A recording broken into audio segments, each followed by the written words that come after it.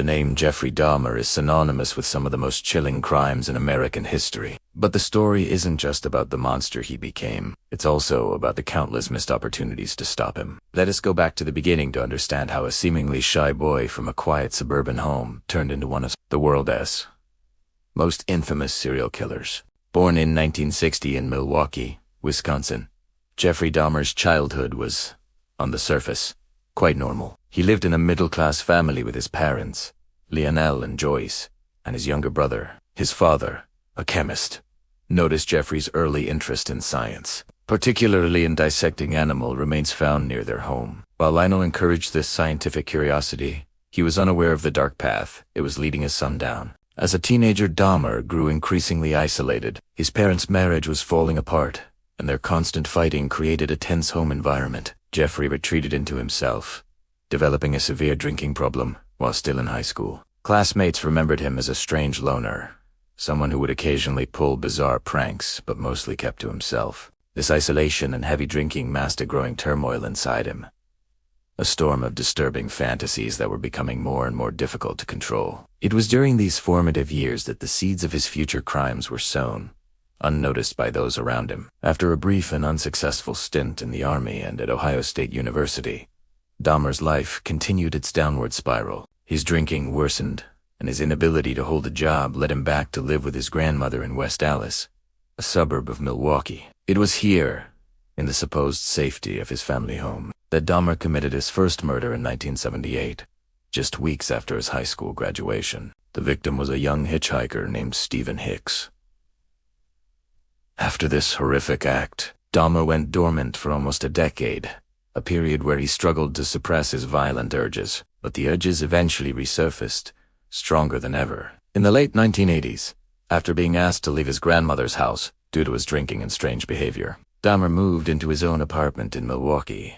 This move gave him the freedom he craved to act on his darkest impulses without scrutiny. His killing spree began in earnest. He primarily targeted young men, often from minority communities, luring them from gay bars or bus stops with promises of money or drinks. He took advantage of the fact that his victims were often marginalized, people whose disappearances might not immediately raise alarms. The location of his crimes, apartment 213 on North 25th Street, would later become a house of horrors. Neighbors frequently complained about foul odors and the sound of power tools at odd hours, but their concerns were repeatedly dismissed by the building manager and, at times, by the police. This is one of the most frustrating parts of the Dahmer story.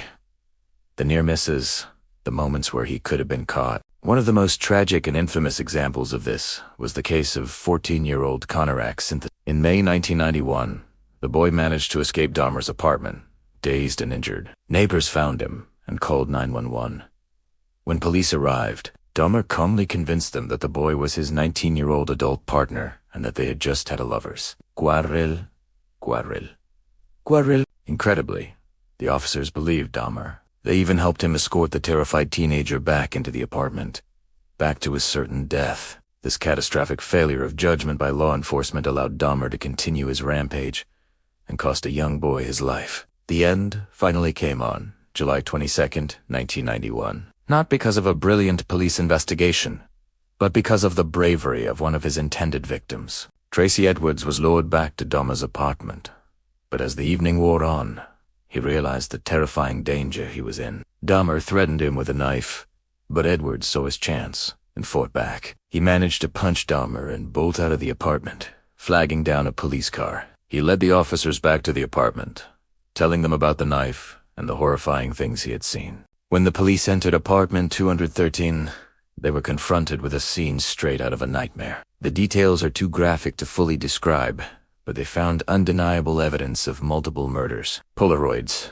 documenting his crimes, human remains stored in various places, and a vat of acid used to dissolve bodies. The full scope of his atrocities was laid bare. Jeffrey Dahmer was arrested on the spot, his reign of terror finally over. In 1992, Dahmer was put on trial. He pleaded guilty, but insane. His defense team argued that he was driven by uncontrollable necrophilic urges and was not legally responsible for his actions. The prosecution, however, painted a picture of a calculating and methodical killer who knew exactly what he was doing. They highlighted the elaborate steps he took to lure his victims and conceal his crimes as proof of his sanity. The trial was a media sensation, broadcasting the gruesome details of his crimes to a horrified public. In the end, the jury found him sane and guilty, and he was sentenced to 15 consecutive life terms.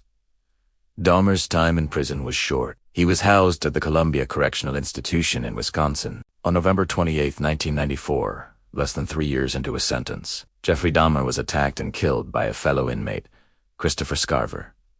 He was 34 years old. His death brought a final, violent end to a life defined by violence. The legacy of the Jeffrey Dahmer case is complex. It forced a painful re-examination of police procedures, particularly regarding how they interact with minority and LGBTQ communities. It highlighted the systemic failures that allowed a killer to operate unchecked for over a decade. For the city of Milwaukee, it was a deep trauma, leaving scars that are still felt today.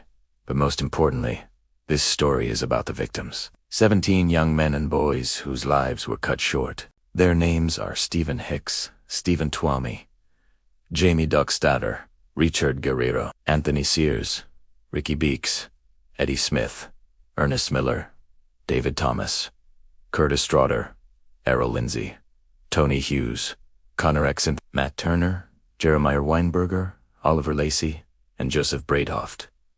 It's crucial that we remember them not as statistics in a killer story, but as individuals who had families, friends, dreams, and futures that were stolen from them.